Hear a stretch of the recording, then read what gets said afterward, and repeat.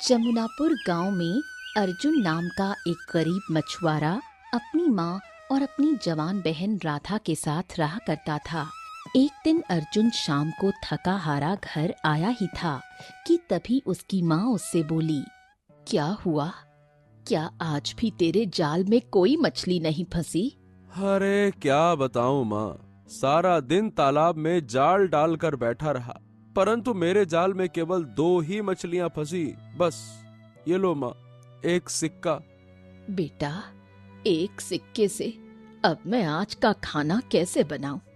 तू अच्छी तरह से जानता है, अनाज के साथ साथ खाने में सब्जी की भी आवश्यकता होती है और सब्जी में खाना पकाने के लिए और भी वस्तुएं डाली जाती हैं।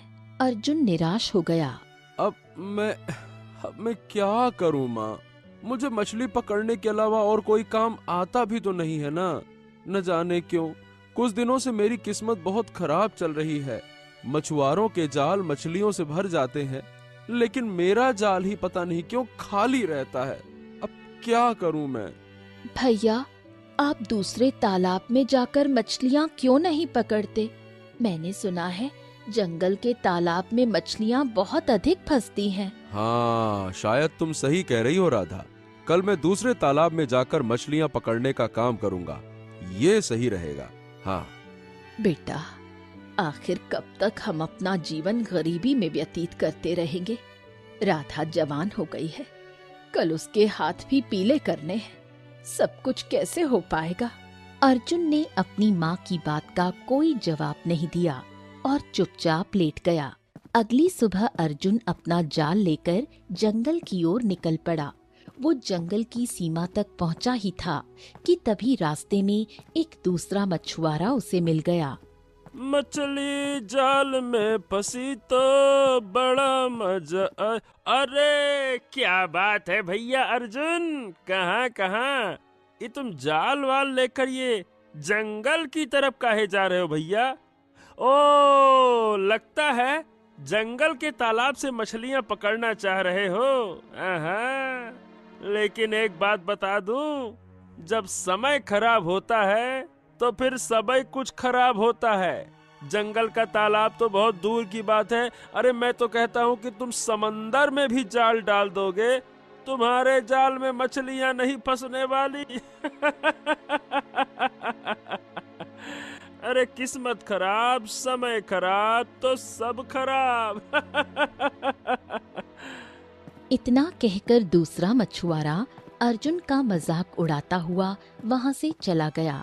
अर्जुन जंगल के तालाब में गया और अपना जाल फैलाकर बैठ गया। अर्जुन शाम तक बैठा रहा। शाम को उसके जाल में केवल 2 मछलियां फंसी। हाँ, वो मछुआरा सही कह रहा था। जब समय खराब होता है तो सभी काम खराब होते हैं।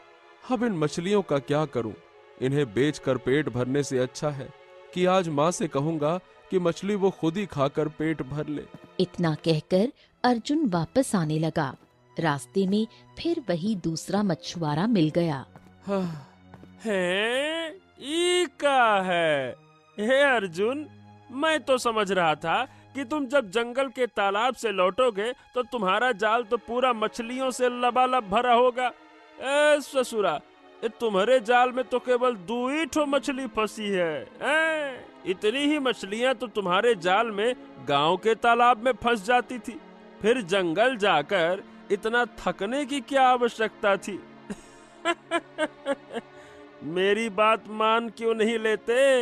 समय खराब, किस्मत खराब तो सब काम खराब।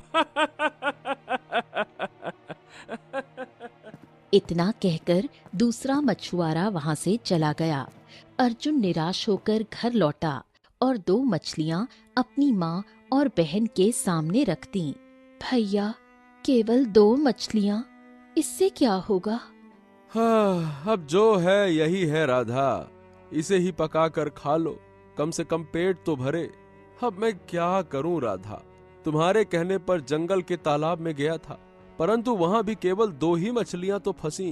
क्या हुआ? कुछ नहीं फंसा। अब तो मुझे दूसरे मछुआरों की बात पर विश्वास होने लगा है। जो मेरा मजाक उड़ाते हैं वो बिल्कुल सही कहते हैं।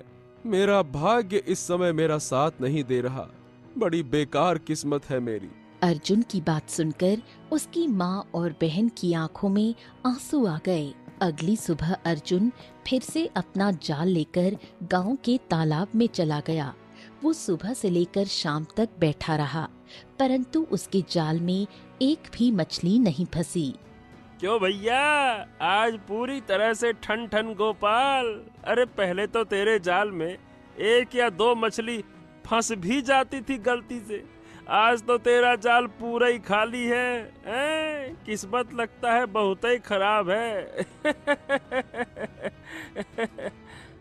अर्जुन निराश हो गया और चुपचाप अपने घर चला आया। अर्जुन को खाली हाथ देखकर उसकी माँ चौंक गई। क्या हुआ? माँ, आज मेरे जाल में एक भी मछली नहीं फंसी माँ, एक भी नहीं। मैं और तेरी बहन सुबह से भूखे हैं, तेरा ही इंतजार कर रहे थे। अर्जुन की आंखों में आंसू आ गए। अर्जुन को रोता देख उसकी माँ भी रोने लगी। चिंता मत कर बेटे, हिम्मत मत हार। तू एक काम क्यों नहीं करता? हमारे राज्य का राजा सूरज बहुत दयालु है, तू जाकर उससे सहायता क्यों नहीं मांगता? एक ना एक दिन तो तुझे उससे सहायता मांगने जाना ही है, क्योंकि हमें राधा की शादी भी करनी है। अगले दिन अर्जुन अपनी माँ की कही हुई बात के अनुसार सीधे अपने राज्य के राजमहल में चला गया। कुछ देर बाद अर्जुन राज दरबार में खड़ा था। राजा सूरज गहरी सोच में डूबा हुआ था। महाराज की जय हो। महाराज, मैं जमुना नगर गांव का रहने वाला हूँ। मैं एक बहुत ही गरीब मछुआरा हूँ। कुछ दिनों से मेरा भाग्य मेरा साथ नहीं दे रहा। मेरे जाल में मछलियाँ बिल्कुल नहीं फंस रही। मेरा परिवार भूखा है और मेरी बहन भी जवान हो चुकी है। मुझे उसकी शादी भी करनी है। मैंने सुना है कि आप प्रजा के प्रति बहुत ही दयालु हैं। मेरी सहायता कीजिए महाराज, मेरी सहायता कीजिए, मदद कीजिए। राजा सूरज ने गहरी नजर से अर्जुन को देखा और अचानक अपने सिंहासन से उठकर खड़ा हुआ। अरे तो मैं क्या करूं? क्या अब मेरे इतने बुरे दिन आ गए हैं कि मैं गरीब मछुआरों की सहायता करूं? अगर तेरा भाग्य तेरा साथ नहीं दे रहा तो इसमें मैं क्या कर सकता हूँ? बेवकूफ कहीं के चले आते हैं राज दरबार में हमारा समय नष्ट करने। चलो जाओ यहाँ से, हम तुम्हारी सहायता नहीं कर सकते। चलो भागो, सैनिकों निकालो इसको बाहर। ये सुनकर दरबारी आश्चर्य से राजा सूरज की ओर देखने लगे। एक दरबारी उठकर राजा से बोला, महाराज ये क्या, हमारे महल का तो नियम रहा है कि कोई भी खाली हाथ नहीं जाता। मैंने कभी आपको इस तरह से किसी गरीब को अपमानित करते हुए तो नहीं देखा। ये सुनकर राजा सूरज और क्रोधित हो गया। बकवास बंद करो। अगर तुम्हें इतना बुरा लग रहा है तो तुम इसकी मदद करो। दरबारी चुपचाप वापस बैठ गया। राजा सूरज ने अर्जुन से कहा, अब खड़े खड़े देख क्या रहे हो बेवकूफ? चले जाओ यहाँ से, और आज के बाद हम ऐलान करते हैं कि हमारे महल में कोई भी गरीब प्रवेश नहीं करेगा। सैनिकों, इस बात का खास ख्याल रखो।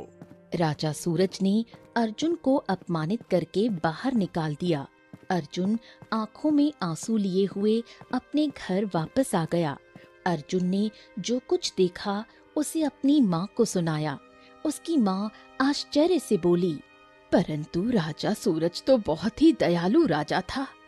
मेरी समझ में नहीं आ रहा कि उसने तुम्हारी मदद क्यों नहीं की और उल्टा तुम्हें अपमानित करके बाहर क्यों निकाल दिया। अर्जुन की आंखों में आंसू आ गए। वो बोला, माँ, अब किसी का भाग्य साथ नहीं देता तो फिर कोई राजा भी साथ नहीं देता है क्या? क्या करूं माँ, क्या करूं? राधा अर्जुन के पास गई और उसे साहस दिया। भैया, आप हिम्मत मत हारो, देखना एक ना एक दिन भाग्य जरूर बदलेगा। हाँ राधा, बस तेरी इन्हीं बातों से मुझे हिम्मत मिलती है। सही कहती है तू। एक दिन भाग्य जरूर बदलेगा, जरूर बदलेगा। हर रात के बाद सवेरा जरूर होता है। सही कहा तूने। अगले दिन अर्जुन गांव के तालाब में मछलियां पकड़ने गया। वहां कुछ मछुआरे पहले से बैठे थे।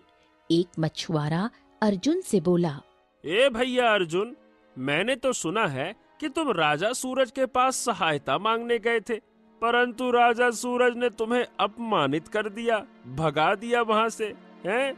ए भैया, हमने तो कभी ना ऐसा सुना कि हमारे महाराज ने किसी गरीब को ऐसे बुरी तरह से अपमानित किया हो। क्या सुना क्या किसी ने? मैंने तो ना सुना। मैं बताऊं इसमें सारा दोष किसका है? अरे ये अर्जुन के भाग्य का है। जब इसकी किस्मत ही साथ नहीं दे रही तो महाराज इसकी मदद करके काहे को इसकी फूटी किस्मत का दोष अपने माथे ले ले, है? नहीं तो और नहीं तो क्या। ए भैया, इतनी खराब किस्मत वाला तो मैंने किसी को ना देखा।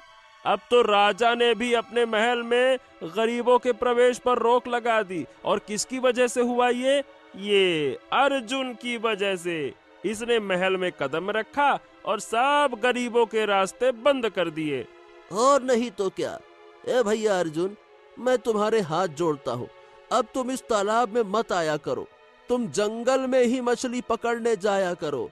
अरे भैया, मुझे डर है कि कहीं तुम्हारे खराब किस्मत की छाया यहाँ तालाब में न पड़ जाए, नहीं तो हमको भी लेने के देने पड़ जाएंगे। नहीं तो। उन दोनों मछुआरों की बातों से अर्जुन बहुत टूट गया। आंखों में आंसू लिए वो वहां से जंगल के तालाब की ओर चल दिया और अपना जाल तालाब में डाल दिया।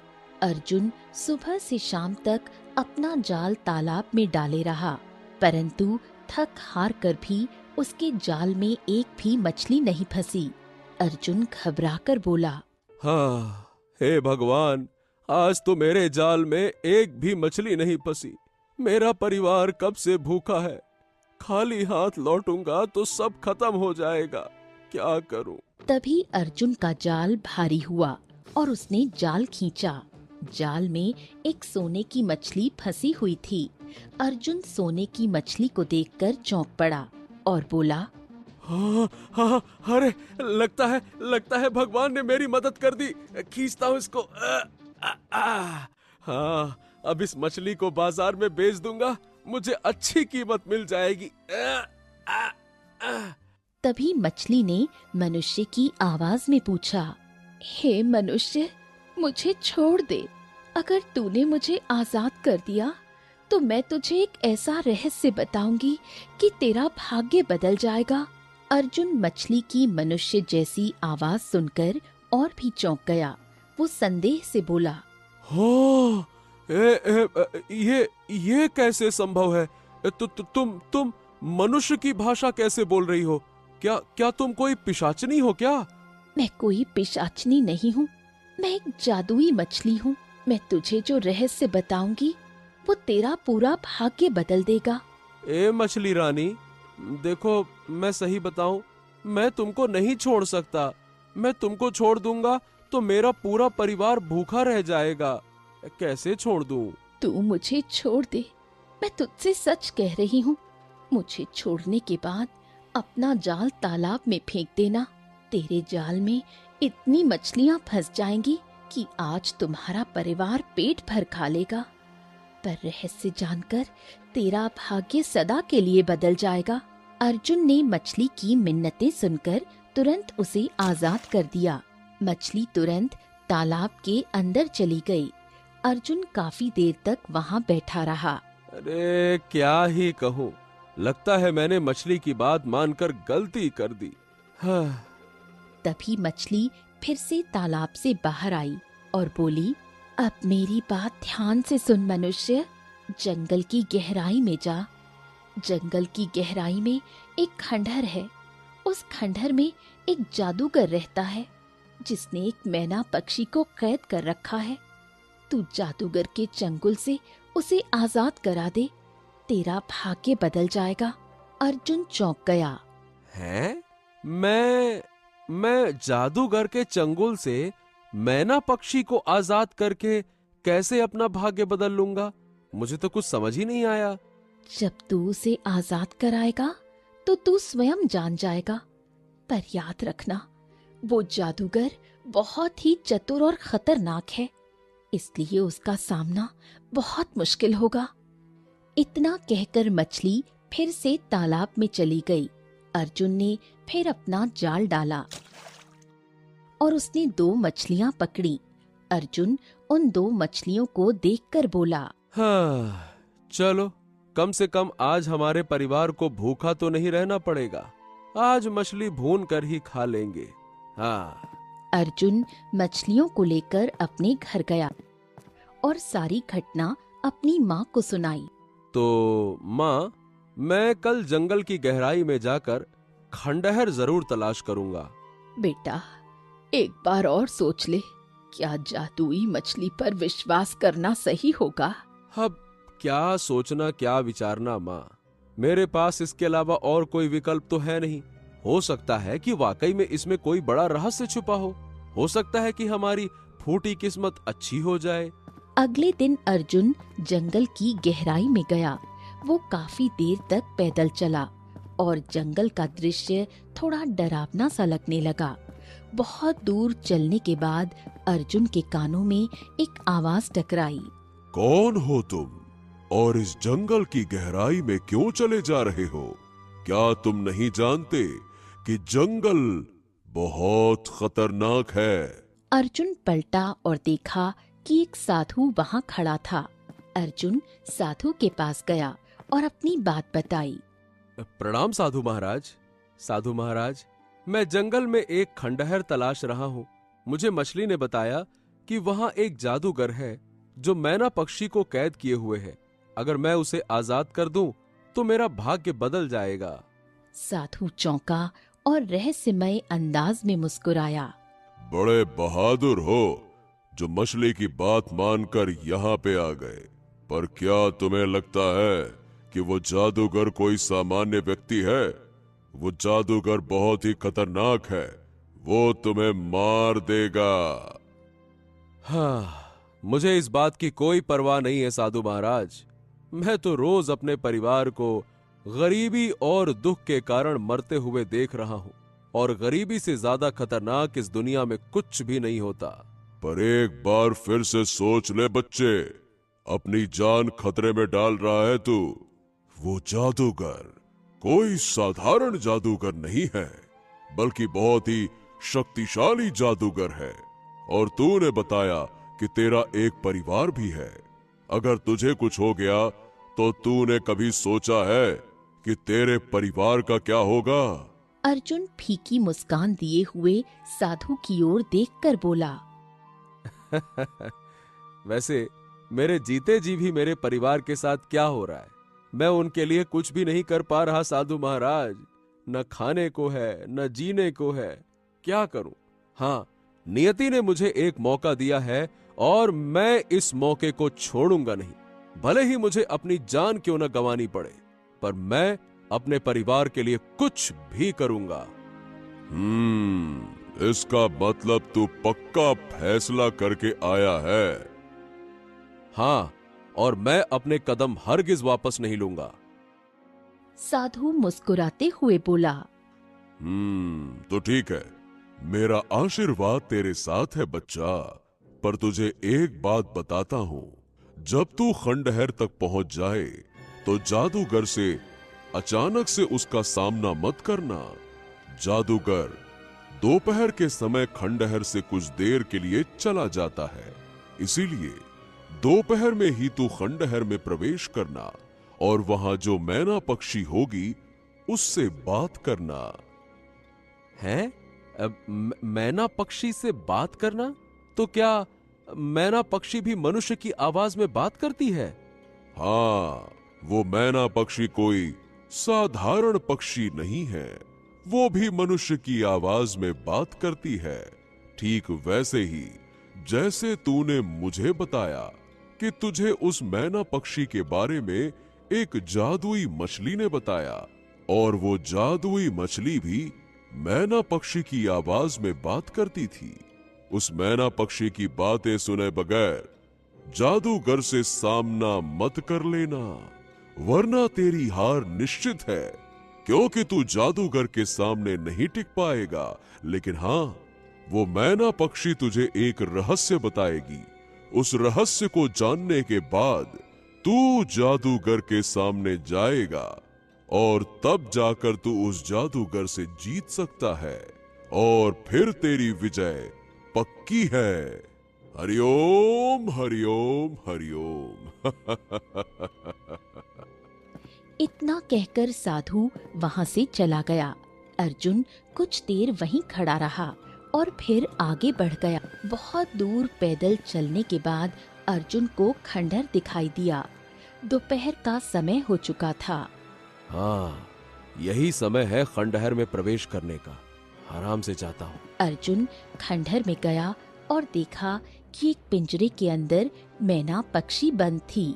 मैना पक्षी अर्जुन को देखकर चौंक गई। तुम यहाँ क्या कर रहे हो? जादूगर कुछ ही देर में आ जाएगा। देखो मैना पक्षी, मैं तुम्हें जादूगर के चंगुल से आजाद कराने आया हूँ। मछली ने मुझे बताया कि अगर मैं तुम्हें आजाद करूँगा तो मेरा भाग्य बदल जाएगा। तुम मुझे ऐसे आजाद नहीं कर सकते। पहले तुम पास के बूटी के तालाब में जाकर स्नान करो। कहते हैं कि बूटी के तालाब में स्नान करने से तांत्रिक और शैतानी मंत्रों से सुरक्षा मिलती है। बूटी के तालाब में स्नान करके शाम को फिर यहाँ आना। जादूगर अपने मंत्रों की शक्ति से तुम्हें मारने का प्रयास करेगा, पर बूटी के तालाब से स्नान करके आने पर उसके मंत्र काम नहीं करेंगे।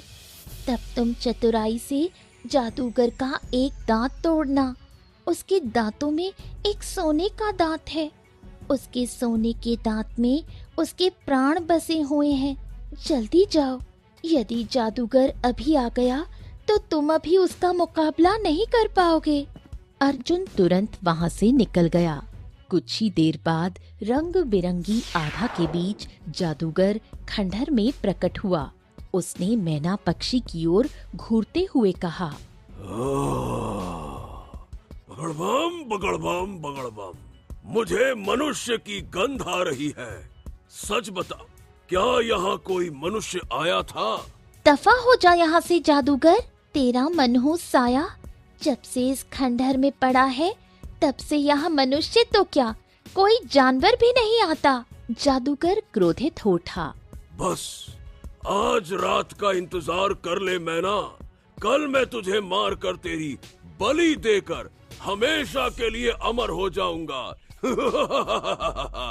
अगर मुझे तुझे अपनी तांत्रिक शक्तियों के लिए इस्तेमाल नहीं करना होता तो अब तक तुझे मार देता। तेरी बकवास अब और नहीं सुन सकता मैं। मैना पक्षी चुपचाप अपना मुंह फेर लेती है। उधर दूसरी ओर अर्जुन ढूंढते ढूंढते एक तालाब के किनारे पहुंचा। हाँ, क्या यही बूटी का तालाब है जिसके बारे में मैना ने बताया था? हाँ, मैं जड़ी बूटियों का तालाब हूँ। लेकिन सुन ले, अगर तूने स्नान किसी बुरी नियत से किया तो जलकर राख हो जाएगा, और अगर नेक काम के लिए स्नान करेगा तो तुझे कोई नुकसान नहीं होगा, क्योंकि मैं एक जादुई तालाब हूँ। अर्जुन ने बिना देर किए तालाब में स्नान किया। बाहर निकलते ही उसके पूरे शरीर पर रंग बिरंगी आभा चमकने लगी।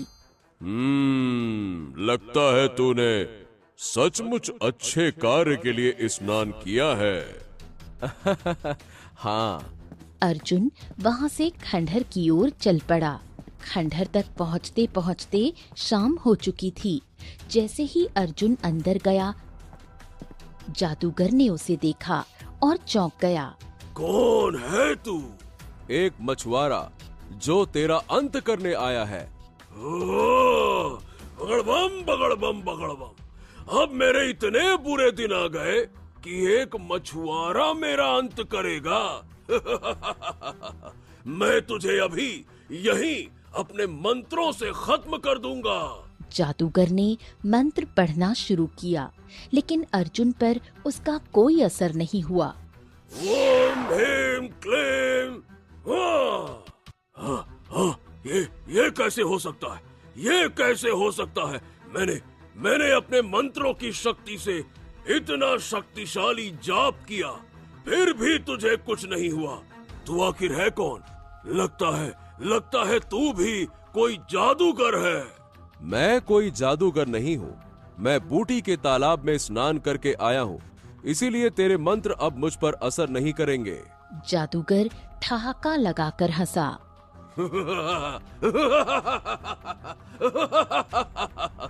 तो ठीक है, बूटी के तालाब का असर तो कुछ समय तक ही रहेगा, उसके बाद तेरा होगा बगड़बम बगड़बम बगड़बम। अर्जुन ने मौका देखकर तेजी से जादूगर के मुंह पर एक जोरदार मुक्का मारा। जादूगर संभल भी न पाया और उसका सोने का दांत टूटकर बाहर गिर पड़ा। अगले ही पल उसके शरीर में आग भड़क उठी।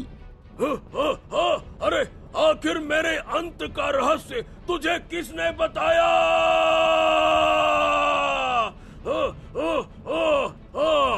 यही मैना पक्षी ने, उसी ने मुझे जड़ी बूटी के तालाब के बारे में बताया।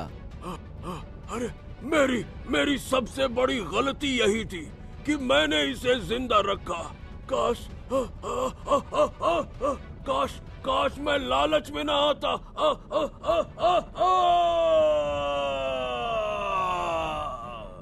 इतना कहकर जादूगर जलकर राख हो गया। अचानक रंग बिरंगी आभा फैली और मैना पक्षी का पिंजरा गायब हो गया। अगले ही पल एक धमाके के साथ मैना एक राजकुमारी में बदल गई। अर्जुन राजकुमारी को देखकर चौंक गया। तुम कौन हो? मैं इस राज्य की राजकुमारी सौम्या हूँ, राजा सूरज की पुत्री। ये सुनकर अर्जुन के पैरों तले जमीन खिसक गई। ओ, तो तुम उस राजा सूरज की पुत्री हो, वही राजा जो गरीबों की मदद करना तो दूर, उन्हें देखना भी पसंद नहीं करता। हाँ, मुझे नहीं पता था कि मैं एक ऐसे राजा की पुत्री की मदद कर रहा हूँ। राजकुमारी सौम्या की आंखों में आंसू आ गए। तुम्हें पूरी सच्चाई नहीं पता। पूरी सच्चाई? तुम्हारा क्या मतलब है? राजकुमारी सौम्या कुछ देर चुप रही। उसके चेहरे पर गहरी पीड़ा थी। इस समय जो राज्य का राजा बना हुआ बैठा है, वो असली राजा सूरज नहीं है, बल्कि हमारा मंत्री है। असली राजा सूरज को तो कुछ समय पहले ही एक जादूगर ने मेरी आंखों के सामने मार दिया था। मार दिया था? क्या मतलब? तो फिर मैं जिससे मिलकर आया वो कौन है? मैंने कहा तो है तुमसे कि वो मंत्री था। दरअसल मंत्री की काफी समय से हमारे राज्य पर नियत खराब थी। एक दिन वो शिकार के बहाने मुझे और मेरे पिता को जंगल में इसी खंडहर के पास ले आया। खंडहर में जादूगर बैठा था। अचानक उसने मंत्र पढ़ा और मेरे पिता के शरीर में आग लग गई। ये देखकर मैं चौंक पड़ी। सब कुछ इतनी जल्दी हुआ कि मुझे कुछ भी समझने का मौका ही नहीं मिला। अगले ही पल मैंने देखा कि मंत्री का चेहरा मेरे पिता में परिवर्तित हो गया। मेरी एक सहेली थी, क्योंकि वो एक परी थी। मैंने मदद के लिए उसे बुलाया। परी मदद के लिए आई, लेकिन जादूगर का मुकाबला नहीं कर सकी। जादूगर ने अपनी शक्तियों से उसे गायब कर दिया और अगले ही पल मुझे मैना पक्षी में परिवर्तित कर दिया और पिंजरे में बंद कर दिया। अर्जुन राजकुमारी सौम्या की बातों को गहराई से सुनता रहा। अच्छा, तो ये रहस्य था। तभी मैं सोच रहा था कि राजा सूरज ने मुझे अपमानित क्यों किया। दरबारी अचानक से चौंक गए कि राजा सूरज को क्या हो गया, जबकि असल में तो वो महाराज सूरज थे ही नहीं। दरबारियों को क्या पता कि महल में राजा सूरज नहीं बल्कि मंत्री बैठा था, जो राजा सूरज का रूप धारण किए हुए था। ये चक्कर है। उसी समय रंग बिरंगी रोशनी के बीच एक परी प्रकट हुई। ये तो मेरी दोस्त है, मैं ही हूँ। जादुई मछली के रूप में तुमने मुझे देखा था। दरअसल जादूगर ने अपनी शक्ति से मुझे मछली में परिवर्तित कर दिया था। जब तुमने मुझे पकड़ा तब मैंने तुम्हारी आंखों में वीरता देखी। इसी कारण मैंने तुम्हें मैना पक्षी और जादूगर के बारे में बताया। तुमने कितनी आसानी से जादूगर का अंत कर दिया, परंतु तुम्हें अभी एक कार्य और करना है। कौन सा कार्य? जादूगर के मरने से मैं अपने रूप में आ गई, परंतु जादूगर और मंत्री आपस में जुड़े हुए हैं। मंत्री राजा सूरज का रूप धारण किए हुए है। तुम्हें सबके सामने उसका नकाब उतारना होगा। तुम राजमहल जाओगे और जैसे ही इस जादूगर की राख मंत्री के चेहरे पर डालोगे, उसका असली रूप सबके सामने आ जाएगा और कुछ देर बाद वो जलकर राख हो जाएगा। अर्जुन ने मुस्कुराते हुए हामी भरी और जादूगर की राख उठा ली। अगले ही पल परी ने अपनी छड़ी आगे की और राजकुमारी सौम्या और अर्जुन राज दरबार में प्रकट हो गए। सिंहासन पर बैठा हुआ राजा सूरज, जो असल में मंत्री है, उन्हें देखकर चौंक गया। अब तेरा खेल खत्म हो गया। अर्जुन ने अचानक जादूगर की राख मंत्री के चेहरे पर फेंक दी। अगले ही पल मंत्री अपने असली रूप में आ गया। अरे ये तो मंत्री है। इसका मतलब ये अब तक महाराज सूरज की शक्ल में यहाँ बैठा हुआ था सिंहासन पर। अगले ही पल मंत्री के शरीर में आग लग गई और वो कुछ देर में जलकर राख हो गया। अब सारा रहस्य खुल चुका है। ये वही मंत्री था जिसने मेरे पिता की हत्या की और जादूगर की सहायता से मुझे कैद कर दिया। ओ, अब समझ में आया कि राजा सूरज तो प्रजा के प्रति बहुत दयालु थे और अचानक से उनका ये स्वभाव कैसे बदल गया। तो ये कारण था। और जब भी हम इससे राजकुमारी सौम्या के बारे में पूछते थे तो वो बड़ी आसानी से कह देता था कि वो तो अपने शिकार पर गई हैं। हमें क्या पता था कि वो असली राजा सूरज नहीं बल्कि मंत्री था। राजकुमारी सौम्या ने सबके सामने अर्जुन का हाथ उठाया। ये सब अर्जुन की वजह से हुआ है। दरबार तालियों की गड़गड़ाहट से गूंज उठा। मैं तुमसे विवाह करना चाहती हूँ और चाहती हूँ कि इस राज्य की बागडोर तुम संभालो। अर्जुन ने मुस्कुराते हुए हामी भरी। उसी समय उनका विवाह संपन्न हुआ और अर्जुन राजा बन गया। तभी परी प्रकट हुई। मैंने कहा था ना, अगर तू मैना पक्षी को आजाद करेगा तो तेरा भाग्य बदल जाएगा। देख, तू साधारण मछुआरे से सीधा राजा बन गया। परी रंग बिरंगी आभा के साथ गायब हो गई। अर्जुन अपनी पत्नी सौम्या और सैनिकों के साथ अपने घर पहुंचा। उसकी माँ और बहन अर्जुन को राजा के रूप में देखकर दंग रह गईं। अर्जुन ने सारी घटना उन्हें सुनाई और कहा, तो चलो अब हम राजमहल में रहेंगे। गांव के लोग जो पहले अर्जुन का मजाक उड़ाते थे, अब उसकी किस्मत पर नाज करने लगे। एक साधारण मछुआरे की तकदीर बदल गई थी। जिसे लोग कभी तिरस्कृत समझते थे, वही आज महान राजा बन गया। तो दोस्तों, कहानी कैसी लगी कमेंट बॉक्स में जरूर बताइए। चैनल को जरूर सब्सक्राइब कीजिए।